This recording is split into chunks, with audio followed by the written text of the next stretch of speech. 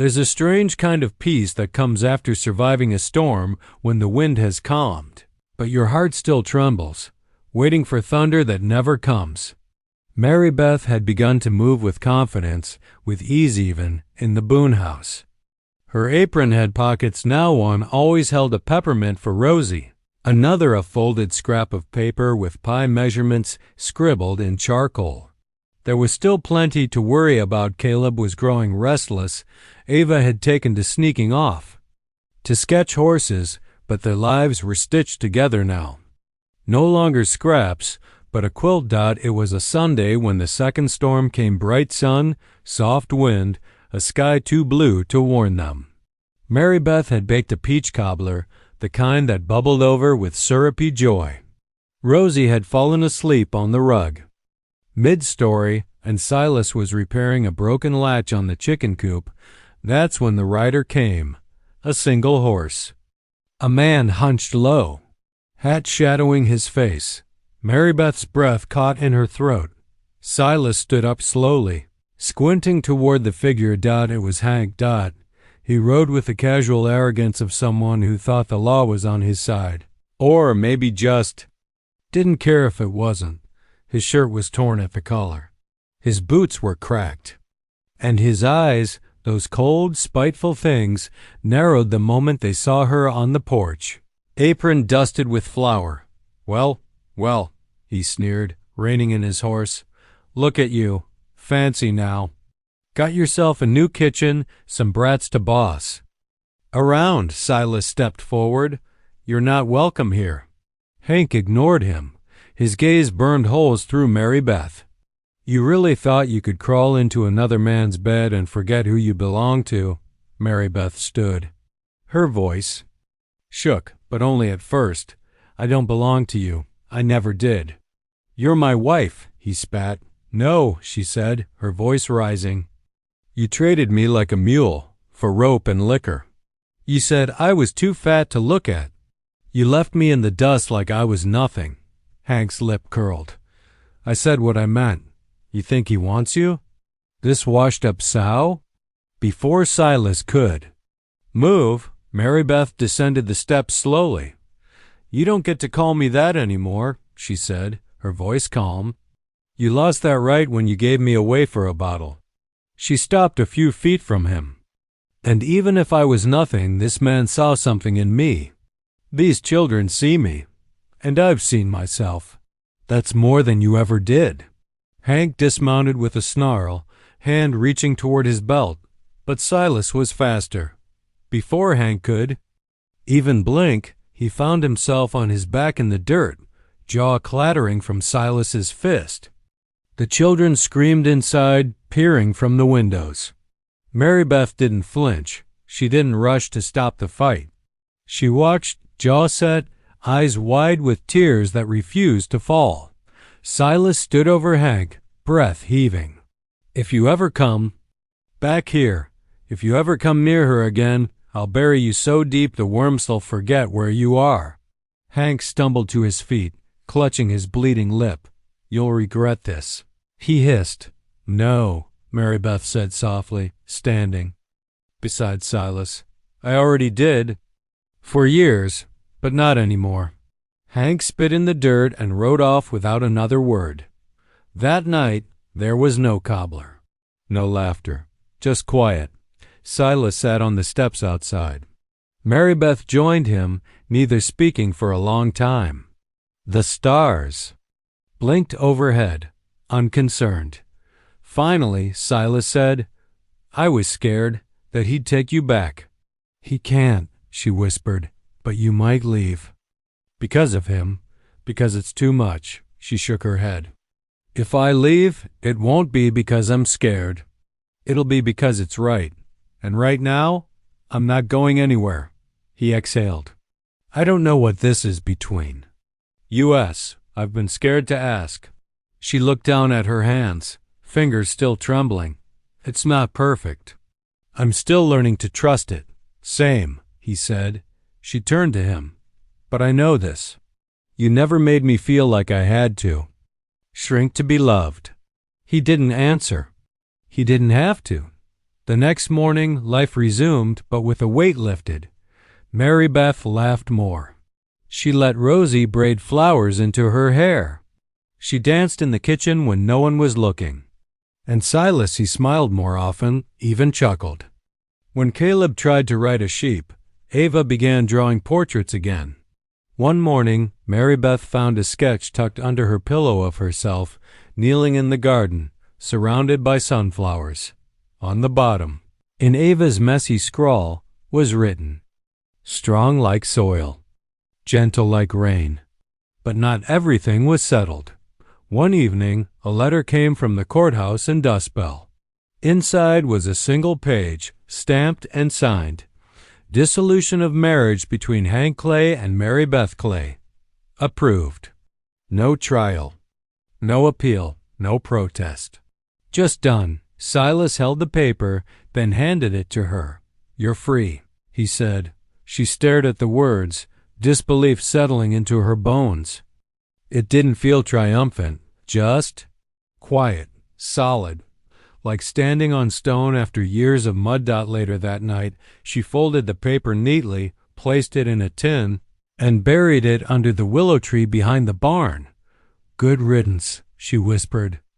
To the roots. But freedom came with choices. The next morning, Silas didn't meet her eyes during breakfast. He kept glancing at her, but never long enough to speak. When the children had gone out, he stood at the sink, hands clenched. "If you're thinking of leaving—" "I won't stop you," he said. She looked at him. "Why would I leave?" "Because you can. You're free. No ties, no debts." "I'm not here because I owed you," she said. "I'm here because it's the first place I felt like I mattered." Silas stepped closer. "And is that enough? Is it enough to make this your home?" Mary Beth's breath caught. She reached for his hand slowly. "It could be, if I'm wanted." He didn't kiss her. He just pulled her into a long, trembling hug, forehead resting against hers like a man afraid the moment would vanish if he moved too fast. "More than wanted," he whispered. Outside, the children were racing sticks in the creek. Ava was yelling at the boys. Rosie was chasing a frog. Caleb was carving something with a pocket knife. And Mary Beth? She stood in the arms of a man who never asked her to change, who never once looked at her like a burden to bear. She closed her eyes. The days melted into one another like warm butter on bread. What began as silence and watchfulness had grown into something deeper, something unspoken but alive like roots winding quietly beneath the floorboards. The Boone Ranch was far from perfect, but Mary Beth was beginning to feel its rhythm settle into her bones. And for the first time in a long while, she wasn't merely surviving. She was beginning, cautiously, to live. Mornings were filled with clatter and crumb sticky. Hands tugging at her apron, missing boots, and the endless call of Miss Mary Beth. "He took my jam." She was no longer just tolerated. She was included. The girl with the braids, Ava, began asking her for advice, how to hem her skirt, how much sugar to add to pie crusts, what to say when boys were annoying. The youngest, Rosie, had started calling her Mama in her sleep. Mary Beth didn't dare correct her. Each day brought something new. She'd found the garden behind the barn half dead and determined to revive it, and the boys took to helping her, though they mostly dug holes in the wrong places and chased bugs more than they planted. Still, they laughed. She laughed. Dirt under her nails didn't feel like shame anymore. It felt like growth. One afternoon, while she was picking tomatoes, Silas came over from the fields, wiping sweat from his brow. "You made this place bloom," he said. Squinting in the sun, she brushed soil from her hands and smiled. It was already waiting, just needed someone to listen. He looked at her a moment longer than he usually did, like he wanted to say more. But instead, he helped her gather the ripest ones and walked beside her in comfortable quiet. But even in a house full of warmth and new beginnings, shadows clung close. Late one evening, while scrubbing dishes in the kitchen, Mary Beth overheard a conversation from the porch. "She's good with the little ones." The eldest boy, Caleb, said. "Yeah," Silas replied. "She's steady, kind. You like her?" There was a pause. "I trust her," Silas said. Mary Beth stood in her doorway for a long time, staring into the dark barnyard. The ache in her chest was something unfamiliar, not pain, not fear, not joy. Just the weight of being seen. But with that weight came doubt. One morning, she spotted a rider approaching from the south ridge, dust-covered horseman with a slouching hat and a crooked grin. Her stomach turned cold. It was Wade, a ranch hand from Dust Belt. One of Hank's drinking companions. One of the men who had laughed when she was thrown into the dust like garbage. She ducked into the kitchen, heart hammering in her chest, but she could still hear his voice outside. "Silas Boone, heard you picked yourself up a wife from the bargain." "Been." The words hit like stones through an open window. The children froze. Mary Beth stood trembling by the stove, her hand still holding a wooden spoon. Silas didn't shout. His voice was even calm. "You should leave," Wade cackled. "Easy now. Don't gotta get defensive. Just saying if you get tired of her, maybe I'll take a turn." Then a loud crack, the sharp snap of wood hitting flesh. The front door slammed open, and Silas stormed into the kitchen, his jaw tight. "She's not your shame," he growled, his hands still trembling. "Don't carry what ain't yours, Mary Beth." She sank into a chair, shaking. That night, she sat alone on the porch. Silas joined her after the children were in bed, his hat in his lap. "I was 16 when I married Clara," he said suddenly. "We were poor, scared, and loving the way kids are in fast bursts and promises." Mary Beth listened. "She died birthing Rosie, and I buried my best friend under a willow tree with 5 hungry mouths looking at me like I had answers." "I'm sorry," Mary Beth whispered. He nodded. "I never thought I'd feel anything again except tired. But then I saw you, sitting in the dirt, and I thought, there's someone else who's still standing." Tears burned behind her eyes. "I'm not strong," she whispered. "You are," he said. "You keep going. Even when you don't believe in anything. That's strength." She looked at him then, really looked at him. The creases in his face, the sunburned line along his neck, the softness behind his eyes. And something shifted. "I ain't your wife, Silas," she said quietly. "I know. And I ain't these children's mother." "They already chose you anyway," she shook her head. "Don't ask me to be someone's placeholder." "I'm not asking for that," he replied. "I'm just saying I see you. And if one day you wanted to stay, not out of pity or fear, but because it's your home, I'd make room." For a long time they sat in silence, listening to the night insects and the soft rustle of leaves, but shadows returned in harsher form. A few days later, the sheriff rode into Booneland one morning, hat low, dust on his coat, flanked by 2 other men. "Hank Clay's filed a claim," he said, standing at the gate. "Says you've taken his wife." Mary Beth's blood ran cold. Silas stepped forward. "She's no longer his." "That ain't for you to decide," the sheriff replied. "There's no record of divorce, no annulment. According to the law, she's his property." "I'm not property," Mary Beth said, stepping out from the house. The sheriff glanced at her but didn't meet her eyes. "He sold me," she said, "like a sack of potatoes. Traded me for whiskey and rope." "That ain't legal tender," the sheriff replied uneasily. "And neither is owning a woman," Silas added. "I can't fight the law," the sheriff muttered. "But I also ain't about to drag a woman kicking and screaming from 5 kids. Who call her mama?"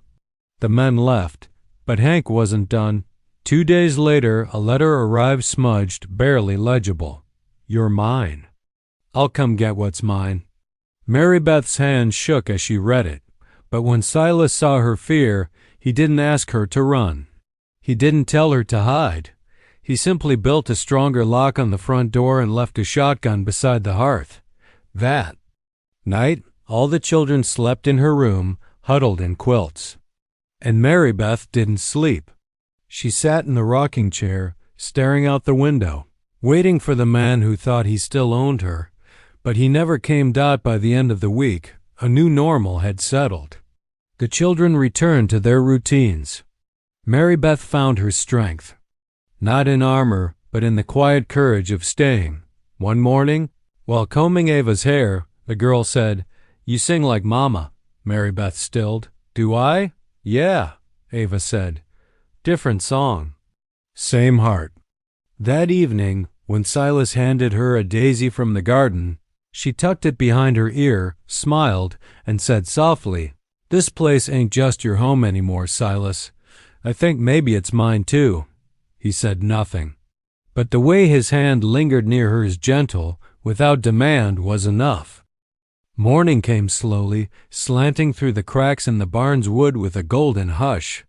Dust floated like little spirits in the air, and the quiet hum of chickens clucking nearby whispered the start of another day.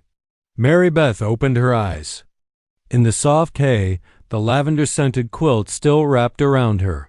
For a moment, she didn't remember where she was. She stared at the slanted roof, blinking up at the streaks of light, and then it came back to her in a slow, aching wave. Dust Bell Hank, the wagon. Silas Boone, the 5 children, the simple supper. And the way someone finally looked at her like she was worth saving. She sat up slowly. Her body ached in all the usual places, her knees, her shoulders, but there was something new underneath it all. Something smaller than hope, but bigger than despair. Maybe it was just stillness. Or maybe it was the absence of cruelty. The barn creaked as she stood and folded the quilt carefully. She smoothed her hair, straightened her dress, and made her way toward the house. Smoke curled lazily from the chimney. A rooster crowed.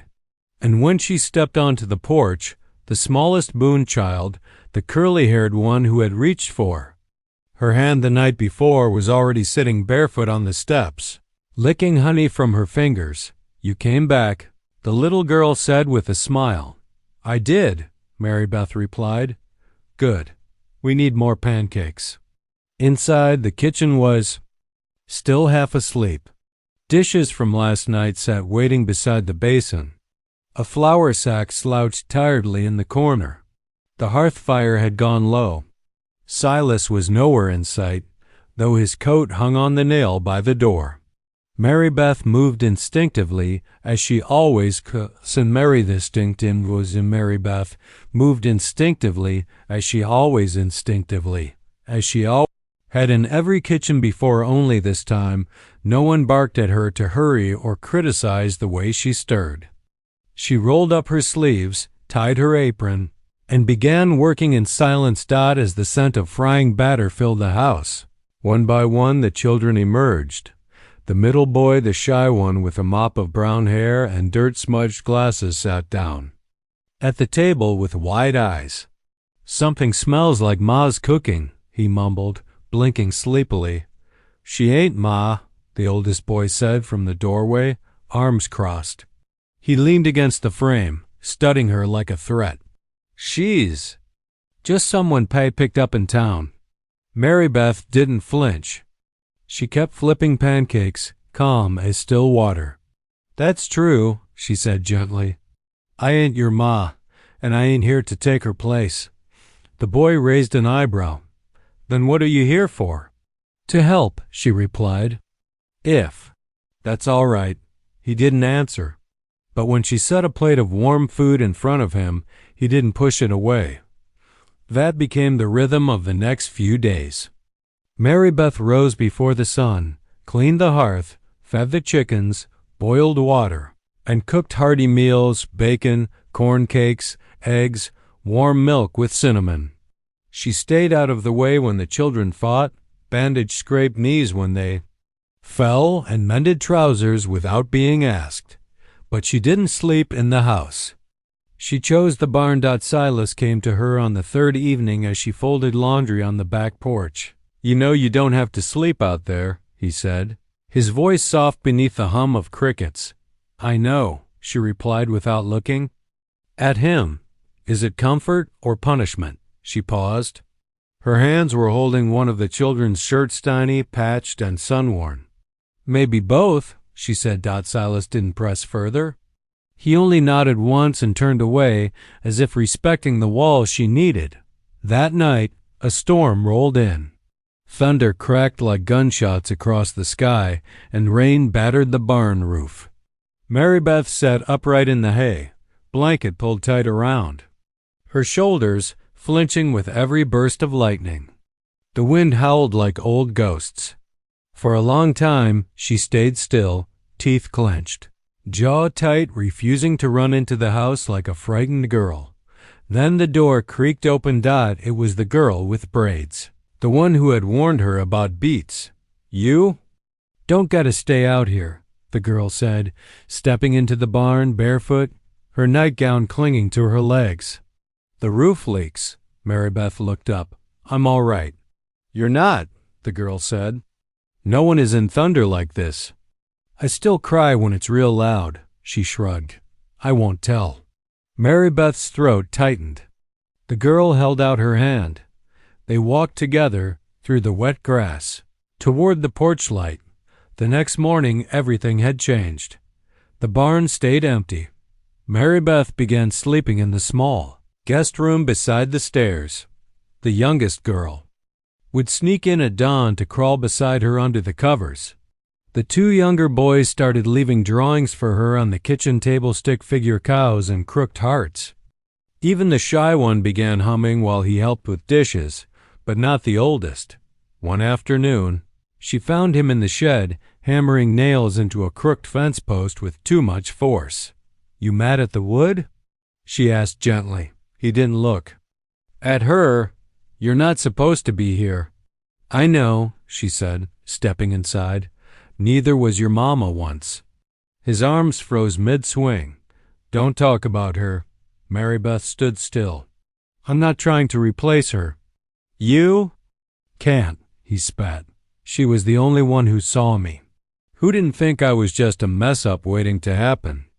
She braided Ava's hair every night and sang hymns when the baby cried. She knew how to stitch boots and trap squirrels, and his voice cracked. She wasn't afraid of the storm. "I was," Mary Beth admitted. He looked at her finally. "I stayed in the barn and shook like a leaf. I wanted to run back to town, where no one cared if I was weak, because at least I was invisible there. But your sister walked through the rain for me." "She misses her," he whispered. "So do you." He didn't reply. Mary Beth stepped closer. "I don't know what I am to this house. I'm not your blood. I wasn't invited. I came here like a broken dish someone didn't want anymore. But I'm not here to steal anything. I'm just here. And I care." He didn't say anything. But when she left, she heard the hammering slow. By the end of the week, the fence was fixed, and a small pile of wildflowers sat on her pillow. That evening, Silas came in from the fields, his boots caked in mud and his shoulders slumped. Mary Beth handed him a cup of warm cider and sat beside him on the porch swing. "I think they're starting to trust me," she said. He nodded slowly. "I know I do." The stars blinked into place one by one. The wind was softer now. And inside the house, 5 children laughed in the warm kitchen. Mary Beth closed her eyes. For the first time in years, she didn't feel like a visitor in her own skin. The wagon jolted gently as it rolled west, creaking beneath the weight of worn wheels and dust-covered hope. Mary Beth sat quietly on the bench beside Silas Boone, her hands clutched tightly in her lap. The sun was falling now, casting long, golden shadows across the open plains. She hadn't said much since he helped her into the wagon. Every part of her still felt like it belonged in that dust outside Dust Bell, where she'd been abandoned and humiliated. Her body might have left, but her heart Her heart still echoed with Hank's cruel laughter and the jeers of drunken men. Silas didn't press her to talk. He drove the wagon in silence, his eyes scanning the path ahead.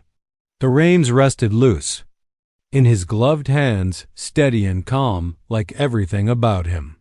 He didn't seem to mind that she was quiet.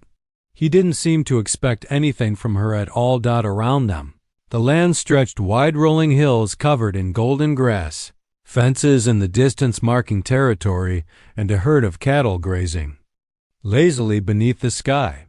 The smell of soil, sun, and summer sweat hung in the air. After nearly an hour, Mary Beth cleared her throat. "You really don't know me," she said softly. Silas nodded. "Don't have to." "I ain't useful," she said, her voice so quiet it barely traveled. "Not to Hank. Not to anyone. I'm not." "What a woman's supposed to be." He glanced at her. "You're alive," he said. "And that's a damn miracle, from what I saw back there." She blinked at him. "That doesn't mean I'm worth anything." Silas guided the horses around a bend in the trail. "Tell that to the 5 mouths waiting for supper back home. And the garden full of weeds. And the shirts I can't seem to patch right." Mary Beth didn't smile, not yet. But the tiniest breath of warmth flickered through her chest. They rode another half hour before a house came into view, sitting proud and solid at the top of a gentle hill. The Boone Ranch wasn't large, but it looked strong whitewashed boards, a porch that wrapped around, and laundry lines fluttering in the wind. Barns and chicken coops stood off to the side. A dog barked, and children's voices floated out from somewhere behind the house. Silas slowed the wagon and called out, "We're home." The children came running. There were 5 of them. The oldest, a boy of about 14 with lanky limbs and freckles, stood back with a protective gaze. The second oldest, a girl maybe 12, had messy braids and dirt smudges on her cheeks. 2 younger boys tumbled after a barking dog, while the youngest, no more than 3, waddled toward the wagon with her arms raised. "Who's that?" the oldest asked as Silas climbed down. "A guest," Silas replied simply, reaching up to help Mary Beth down. "Name's Mary Beth." The children looked at her with open curiosity. Mary Beth's hands trembled slightly. She wasn't used to. Eyes looking without judgment. "Is she staying?" The girl with the braids asked. "For a while," Silas said, nodding. "That all right?" The girl shrugged. "I guess. Long as she don't make us eat beets." Mary Beth chuckled under her breath, and for the first time in what felt like years, it didn't sound hollow. They led her inside. The house was warm and full of life, toys scattered across the floor, half-finished drawings taped to the walls, a fireplace full of wood and warmth. The kitchen table had mismatched chairs, and a stack of plates sat beside a cooling pot of beans and cornbread. "Fix supper," Mary Beth said instinctively, her hands already moving. "You sure?" Silas asked. She nodded. "Better than sittin'?" He gave her space, moving to corral the younger kids outside. The girl with the braids hovered nearby, arms crossed. "You really know how to cook?" she asked skeptically. Mary Beth gave her a sidelong glance. "I know how to make biscuits that don't come out like bricks." "That count?" The girl smiled slowly. "I guess." As the food warmed, Mary Beth worked quietly, falling into the rhythm that once brought her comfort. The kitchen welcomed her. Like an old friend, its noises familiar, its work soothing. She wiped the counters, stirred the beans, and added a pinch of salt that made the smell rise thick and hearty in the air. The table filled with noise as the fence of salt that made the smell rise thick and hearty in the air. The table filled with noise as the chinsing quancha de bion de joab minimwald that made the smell rise thick and hearty in the air. Children sat down talking over each other, tossing jokes and elbow jabs. Silas took his seat at the head and bowed his head. "Thank the Lord for food and hands that made it," he said simply. Mary Beth froze for a second. No one had ever thanked her out loud before. Not like that. She swallowed and sat quietly at the end of the table, unsure if she was allowed to eat or just watch. The youngest, the little girl with the curly hair and wide eyes, looked at her and reached a chubby hand across the table. "You sit too," she said. Mary Beth smiled and took a plate. She ate slowly, savoring every bite, not just the food, but the way no one rolled their eyes when she took seconds. No one said a word about her size. The girl with braids even asked for her biscuit recipe. That night, as the stars blanketed the sky, Mary Beth stood out by the barn, arms wrapped around herself. The warmth of supper still clung to her, but the weight of her memories pressed hard. She didn't hear Silas walk up behind her until he spoke. "Can fix up the guest room for you. It's small, but the door locks if you need that." She turned. "You don't have to do all this." "I know. Why are you?" Silas looked out at the moon. "My wife, her name was Clara, she used to say some folks were just meant to carry more. Not because they're weak, but because they're strong enough to hold what others drop. I saw you sitting in the dirt, holding everything that man dumped on you, and I thought, maybe it's time someone helped carry you." Mary Beth's throat burned. "I'll sleep in the barn," she said quickly. "I don't want to be a bother." "You ain't," he replied. "But the barn's clean, and I'll leave a lantern." She nodded and turned away, grateful and ashamed all at once. That night, she slept wrapped in a quilt that smelled like lavender and wood smoke, the stars peeking through the cracks in the roof.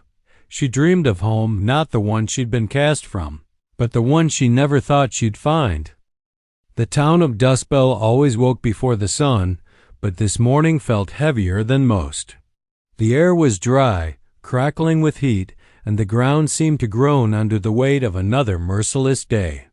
Inside a weather-worn cabin on the edge of town, Mary Beth Clay stirred a pot of oatmeal over the fire, the steam rising into her face as if to blur the tears that threatened to spill. She moved slowly, with care habit more than hope, each motion practiced, each thought burdened by silence. Her dress hung awkwardly now, fuller than when she'd first married Hank Clay 6 years ago, back when he used to kiss her fingers and call her his best comfort. Now he barely looked at her, and when he did, it was never kindly. The cabin door flew open with a bang, slamming against the wall. Hank stomped inside, his boots coated with dust, the sour smell of whiskey trailing after him like a second skin. "Where the hell's breakfast?" he barked. Mary Beth didn't flinch. She simply ladled the oatmeal into a bowl and brought it to the table. "I made it with honey," she said, setting it down gently. "The way you like." "I don't like anything you make anymore," Hank snarled, glaring at her with bloodshot eyes. "You make too much of it anyway. That's the problem." His gaze dropped to her waistline and then lifted again. Smirking, "Look at you. I married a woman, not a hog." The words landed like stones. Mary Beth felt her stomach drop, but she said nothing.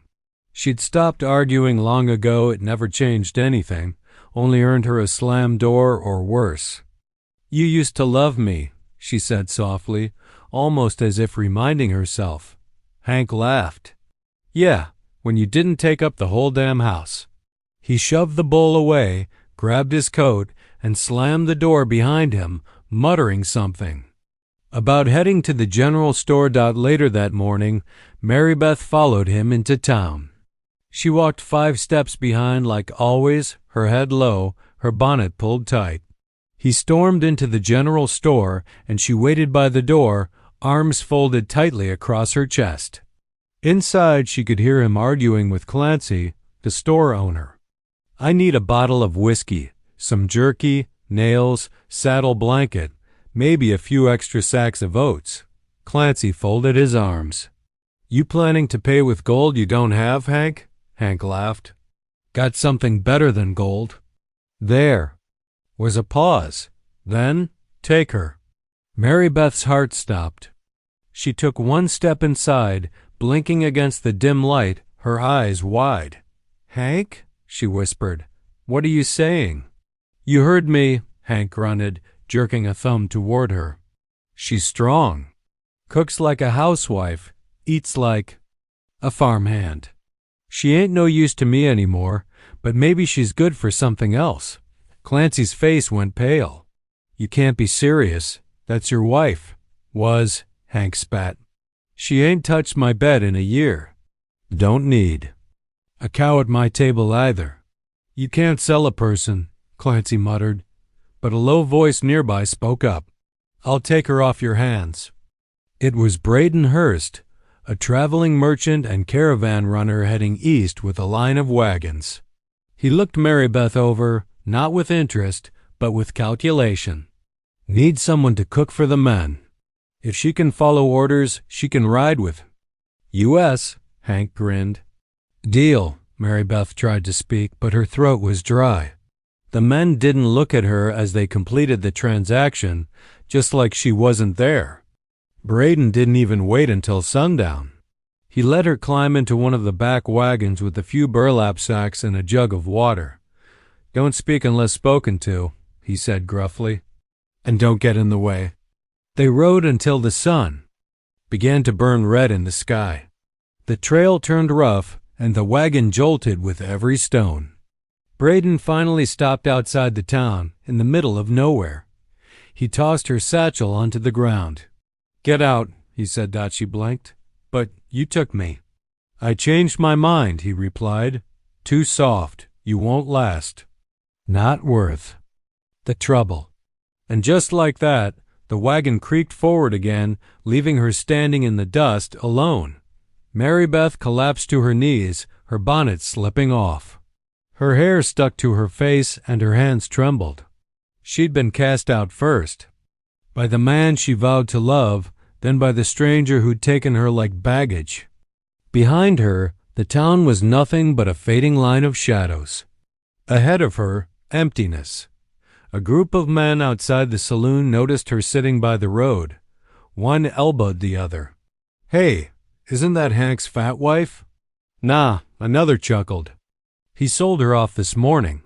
Must have come crawling back." "She break the wagon on the way out?" The group burst into laughter, and Mary Beth turned her face away, her eyes brimming with tears. "Aw, don't cry, sweetheart," one of them shouted. "Bet the pigs'll take you in if you oink nice enough." More laughter. She curled her arms around herself and stared at the ground out, then silence. Not just quieter, the kind of sudden, sharp silence that made men uncomfortable. Boots thudded softly on the dirt, firm and steady. Mary Beth didn't look up until a tall figure stepped between her and the jeering men. He wore a black coat, dust-covered boots, and a wide-brimmed hat pulled low over his eyes. His presence alone made the drunkards back up. "Didn't anyone teach you how to speak to a lady?" he said calmly. His voice was low, unhurried, but carried like thunder. The men shifted awkwardly. One scoffed, "She ain't no lady. Just Hank Clay's leftover." The man's hand moved quick. A rope on his belt snapped like a whip across the saloon porch, making a loud, sharp crack. No one said another word. Mary Beth looked up, stunned. The stranger turned to her, his expression unreadable but not unkind. "You all right, ma'am?" he asked. She opened her mouth to answer, but only nodded, her throat tight. "Where's your family?" he asked. I don't have any," she whispered that he held out a hand. "You do now." She stared at it. 1,000 thoughts ran through her: fear, shame, confusion. But that hand was steady. She took it. He helped her gently into his wagon. "Name's Silas Boone," he said. "Got a ranch out west. 5 children who keep trying to burn the house down. We could use a real cook." Mary Beth blinked at him. "Why would you want me?" Silas shrugged. "'Cause you're still standing. And that's more than most." He turned, climbed onto the seat, and flicked the reins. The horses began to move. "You're coming," he said quietly. But with the weight of certainty Dot and Mary Beth Claysold, shamed and left behind, turned her back on Dust Bell forever. Didn't know it yet, but she had just stepped into a life more real and more wanted than anything she'd ever known.